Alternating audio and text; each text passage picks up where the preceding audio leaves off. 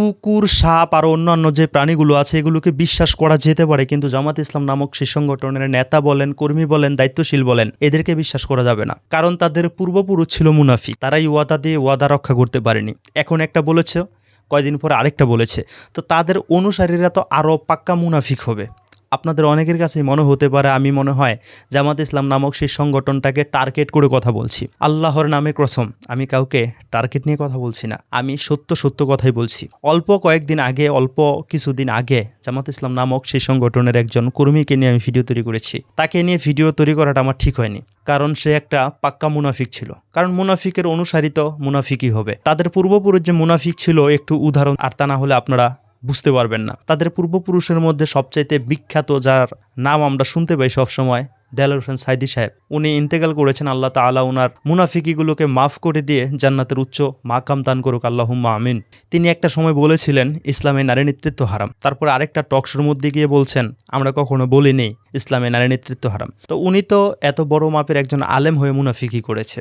তো উনার যেই অনুসারীগুলো আছে সেগুলো কি মুনাফিকি করবে না? ওনারা কি ওয়াদা রক্ষা করতে পারবে? কারণ এত বড় মাপের বিশ্বস্ত একটা মানুষ, এত বড় মাপের একজন আলেম, এত জনপ্রিয় একজন আলেম, সে কিনা মুনাফিকি করেছে। সে আল্লাহকে ভয় পায়নি। আর তাদের যে অনুসারীগুলো আছে এগুলো কি আল্লাহকে ভয় পাবে? তারা কি মিথ্যা কথা বলতে, অপপ্রচার করতে, ওয়াদা করে ওয়াদা ভঙ্গ করতে কি বিন্দু পরিমাণে তাদের কলিজা কাঁপবে? যেখানে আল্লামা দেলোয়ার হোসেন সাইদি রহমতুল্লাহি আলাই তিনি নিজেই আল্লাহ পাক রব্বুল আলামিনের ফরজ বিধান পর্দাকে মানেননি। একটা সময় বলেছিল পর্দা করা ফরজ, কিন্তু সেই ফরজ সে নিজেই পালন করেনি। তার মতো যে মুনাফিকের অনুসারীগুলো আছে সেগুলো তো মুনাফিকই হবে। কারণ মুনাফিকের ছাত্র, মুনাফিকের যেই অনুসারী সেগুলো তো মুনাফিকই হয়। আসুন আগে এই জামাত ইসলাম নামক সেই সংগঠনের কর্মীর কথাগুলোকে শুনি, আর আমি তাকে নিয়ে কি কথা বলেছি সেই কথাগুলো আপনারা শুনুন। তারপর আরো কিছু কথা বলছি আমি। শিবির কর্মীর এমন সিদ্ধান্তকে সাধুবাদ জানাতে হচ্ছে। এখন কথা হলো নিজের কথার উপর কতদিন অটল থাকতে পারবে এই শিবির কর্মীর ভাই। তিনি স্পষ্টভাবেই বলেছেন চরমনের বিপক্ষে এখন থেকে তিনি আর কোনো ভিডিও তৈরি করবেন না। আসুন তার নিজের মুখ থেকেই কথাগুলোকে শোনা যাক। এই ভিডিওটা দেখার পরে আসলে আমি কি বলবো, আমি কিছু বলতে পারতেছি না। কিন্তু আজকের পর থেকে চরমনাইরে নিয়ে আমি আর কোনোদিন ভিডিও বানাবো না। কারণ যারা ইসলামের পক্ষে কথা বলবে, যারা ন্যায় ইনসাফের পক্ষে কথা বলবে, যারা অন্যায়ের বিরোধিতা করবে, তারা সবাই আমার ভাই, সেটা যে দলেরই হোক। তো আমি আজকের থেকে আর কোনোদিন আমার কোনো ভিডিও পাইবেন না চরমনাই বিরোধী। আমার প্রাণপ্রিয় ভাই ও বন্ধুরা, আমরা মহান রব আল্লাহ পাক রব্বুল আলামিনের দরবারে দোয়া করি শিবির কর্মীর এই ভাই যেন তার কথার উপর অটল থাকতে পারে। চরমনাই যদি কোনো প্রকারে ভুল করে, চরমনাইকে নিয়ে সে ভিডিও তৈরি করুক, গঠনমূলক সমালোচনা করুক, কিন্তু মিথ্যাচার, বকা বাদ্য না দিক। তার কথা অত্যন্ত চমৎকার ছিল, সে যেন তার কথার উপর অটল থাকতে পারে। মহান রব আল্লাহ পাক রব্বুল আলামিনের কাছে আমরা দোয়া করি। প্রাণপ্রিয় ভাই ও বন্ধুরা, আপনারা কমেন্টে আমিন লিখে যেতে পারেন, সে যেন তার কথার উপর অটল থাকতে পারে। আমার প্রাণপ্রিয় ভাই ও বন্ধুরা, আপনারা হয়তো ভিডিওটা দেখেছেন। এই যে 18ই জুন ভিডিওটি আমি আপলোড করেছিলাম, মানে আজকে থেকে আরো 9 দিন আগে, 4 থেকে 5 দিন যাওয়ার আগেই সে তার ওয়াদা ভঙ্গ করে ফেলেছে। মানে ওই যে মুনাফিকি যাকে বলে আর মুনাফিকি করেছে। কারণ তাদের পূর্বপুরুষরাই তো মুনাফিকি করে অভ্যস্ত, তাদের অনুসারীরা তো আরো পাক্কা মুনাফিক হবে। দেখুন, আমি 18ই জুন ভিডিওটিকে আপলোড করেছি, এর মধ্যে সে আরও 4 দিন আগে আরেকটি ভিডিও তৈরি করে ফেলেছে। ইসলামী আন্দোলন বাংলাদেশের একজন কর্মী, তিনিও অনলাইনের মধ্যে কাজ করে, সম্ভবত চরমনাই ভিশন নামে তার একটা ফেসবুক পেজ আছে। সেই পেজের মধ্যে সে ভিডিও আপলোড করে। তো সেই ইসলামী আন্দোলন বাংলাদেশের ছাত্র কর্মী ভাইটা ইসলামী আন্দোলন বাংলাদেশের নায়েবে আমির মুফতি ফয়জুল করিম হুজুর সাহেবকে চরমনাইকে নিয়ে একটি ভিডিও তৈরি করেছে। সেই ভিডিওটাকে সে স্ক্রিনে তুলে যা তা ভাবে মুখের ভাষা এখানে ব্যবহার করছে। সে ওয়াদা করেছে, সে বলেছে চরমনাইকে নিয়ে আর ভিডিও তৈরি করবে না। কিন্তু এটা কি তার ওয়াদা রক্ষা হয়েছে? আগে দেখুন এই ভিডিওটি, কথাগুলোকে শুনুন। শাইখে চরমনাইয়ের নামে বিএনপিওয়ালা ভাইয়েরা মিথ্যা মামলা দিয়েছে। তো এইটুকু বলবো যে আওয়ামী লীগওয়ালারা বিগত 17 বছরে শাইখে চরমনাইয়ের নামে হাজার হাজার মিথ্যা মামলা দিয়ে তাকে থামাইতে পারে না। এই জায়গায় আপনারা কি করতে পারেন? বন্ডর করে বন্ড সরমুরুগি করে সরমুরুগি নুনুর সাইজ তুই কি বুঝবে? তুই ইতিহাস সম্পর্কে কিছু জানো? আমি ইতিহাসটা কইতাছি। তোর যে বাপ আছে এই ফৌজু পাগলা, এই ফৌজু পাগলা কইছিল বঙ্গবন্ধুর ফ্যামিলি ইরাকি বিদেশি, মামলাটা খাইছিন কখনো? আর যে তোরা রেজু আছে যেটা বড়টা, সেইটা কি কইছিল? সেটা কইছিল যে আমি লক্ষ্য করে দেখছি প্রধানমন্ত্রী শেখ হাসিনার কপালের মধ্যে নামাজের দাগ দেয়া গেছে, কালো হয়ে গেছে নামাজের দাগ। মামলাটা খাইছেন কইল বাঙ্গির বুলা। আমার প্রাণপ্রিয় ভাই ও বন্ধুরা, আপনারা হয়তো জামাত ইসলাম নামক সেই সংগঠনের এই দৌলতদিয়া ঘাটের কৃতি সন্তানকে দেখেছেন, তার কথাগুলোকে শুনলেন। এই যে তাকে নিয়ে যে আমি একটি ভিডিও তৈরি করলাম, এই যে মুনাফিকটাকে নিয়ে একটা ভিডিও তৈরি করলাম, সে কয়দিন তার ওয়াদা ধরে রাখতে পেরেছে? সে 2-3 দিনও তার ওয়াদা ধরে রাখতে পারেনি। তো এমন মুনাফিকদেরকে কখনো বিশ্বাস করা যাবে? তাদের পূর্বপুরুষ তারাই তো মুনাফিক ছিল, পাক্কা মুনাফিক। চরমনাইয়েরই একজন অনুসারী, সে তার নায়েবে আমিরকে নিয়ে ভিডিও তৈরি করেছে। সেই ভিডিওটাকে সে স্ক্রিনে তুলে অকট্য ভাষা এখানে ব্যবহার করলো। জামাত ইসলাম নামক সেই সংগঠনের কোনো নেতাকর্মীদেরকে নিয়ে কথা বলতো, সেটাকে স্ক্রিনে তুলতো, তাও একটা কথা। তাহলে চিন্তা ভাবনা করে দেখুন, জামাত শিবির তারা যে কত বড় চাটকার বিএমপিকে নিয়ে কোনো কথা বললেও তাদের সহ্য হয় না। কিভাবে সহ্য হবে? 23 বছর চাটকতা করেছে না, 23 বছর চাটতে পায়ের জুতা তো ক্ষয় করে ফেলেছে তাদের। এই চাটতে 68টি আসন পেয়েছে।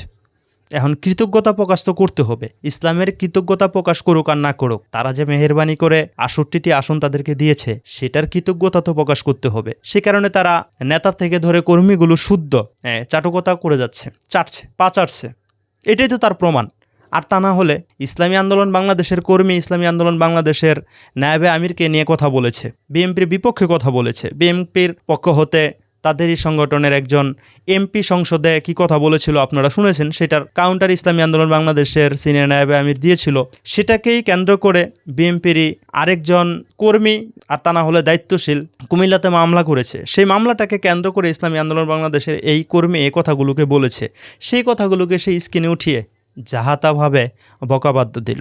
আর তার কথার লেভেলটা দেখেছেন।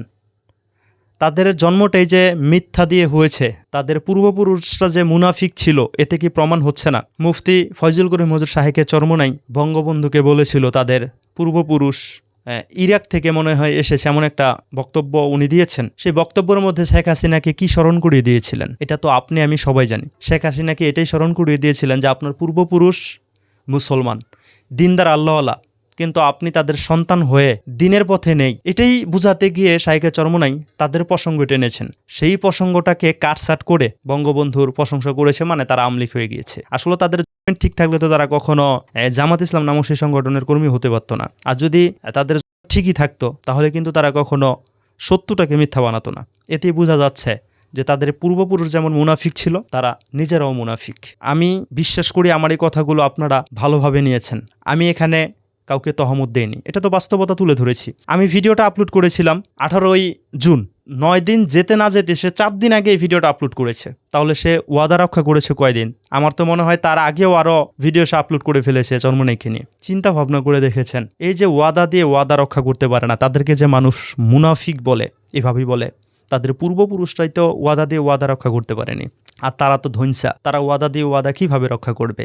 তাদের সংগঠন কখনো ইসলামিক সংগঠন হতে পারে না, তারা কখনো ইসলামিক সংগঠনের কর্মী হতে পারে না।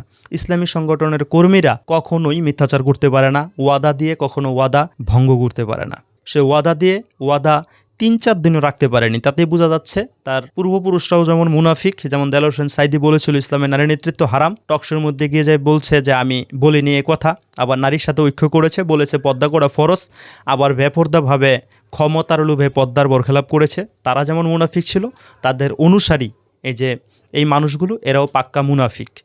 আরেকটা কথা এখানে সার গিয়েছে, মুফতি রেজাউল করিম হুজুর পীর সাহেব চরমোনাই, তিনি বলেছিলেন আওয়ামী লীগের যে পিএস আছে, শেখ হাসিনার যে পিএস আছে, সেই পিএস আওয়ামী লীগের পক্ষ হতে ইসলামী আন্দোলন বাংলাদেশের কাছে দাওয়াত নিয়ে এসেছিল তাদের সংগঠনের সাথে জোট করার জন্য। তখন সেই মানুষটার কপালের মধ্যে নামাজের চিহ্ন সে দেখতে পেয়েছে। তো পীর সাহেব হুজুর তখনই ভাবলো যে মানুষটার কপালে যেহেতু নামাজের চিহ্ন আছে, তাহলে তার সাথে মন খুলে কথা বলা যাবে, সে কথা ইসলামের কথাগুলো বুঝবে। তো সেই মানুষটা এগেনিস্টে বলেছে যে হুজুর আমি 8 বছর বয়স থেকে নামাজ পড়ি। যে মাঝখানের কথাগুলোকে কেটে শেখ হাসিনার কথাটা সেখানে এনে লাগিয়ে দিয়েছে। আর এই মুনাফিকগুলো, এই যে জামাত ইসলাম যারা করে, তারা তো মুনাফিকই, তাদের তো মিথ্যা, তারা তো আর পরকাল বিশ্বাস করে না, আল্লাহকে ভয় পায় না। ভয় পেলে তো আর এমন মিথ্যাচার করতে পারতো না। সেই কথাটাকে এখন প্রচার করে যাচ্ছে সত্য বলে। কতবার আমরা প্রমাণ দিয়েছি, আমার ইউটিউব চ্যানেলের মধ্যে সেই বিষয়ে ভিডিও আছে, আমি সেখানে তথ্য দিয়েছি। সত্য ভিডিওগুলো, সঠিক ভিডিওগুলো আমি সেখানে তুলে ধরেছি। আপনারা চাইলে ইউটিউব চ্যানেলটি ঘুরে সেই ভিডিওটা দেখে আসতে পারেন। 2টা বিষয়ে ভিডিও তৈরি করা আছে। মুফতি ফয়জুল করিম হুজুর শাইখে চরমোনাইয়ের সেই বঙ্গবন্ধুর কথা বলেছিল যে তার পূর্বপুরুষরা ইরাক থেকে এসেছে, তারা মুসলিম পরিবারের, ওই বিষয়টা নিয়েও ভিডিও তৈরি করা আছে। আমিরুল মুজাহিদিন মুফতি রেজাউল করিম পীর সাহেব হুজুর চরমোনাই, ওনার সেই বিষয়টাকে নিয়েও ভিডিও তৈরি করা আছে। কার কপালের মধ্যে নামাজের চিহ্ন দেখতে পেয়েছে, আপনারা চাইলে সেই ভিডিওগুলো দেখে আসতে পারেন। সেখানে আমি রেফারেন্স দাঁড় করিয়েছি। এই ভিডিওতে আমি রেফারেন্স নতুন করে দেখালাম না, কারণ এই বিষয়ে আমার ভিডিও অলরেডি তৈরি করা আছে। তারা হচ্ছে মুনাফিক। মুনাফিকদেরকে কখনো বিশ্বাস করা যাবে না। সে কারণে আমি শুরু থেকে বলেছি, তা বলেন, সাপ বলেন, আর অন্যান্য যে প্রাণীগুলো আছে সেগুলোকেই বলেন না কেন, তাদেরকেও বিশ্বাস করা যেতে পারে।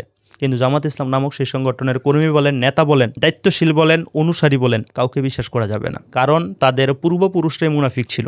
ওয়াদা দিয়ে ওয়াদা কখনো রক্ষা করতে পারেনি, কথায় কথায় মিথ্যাচার করেছে, তাদের অনুসারীরা মিথ্যাচারই চালিয়ে যাচ্ছে।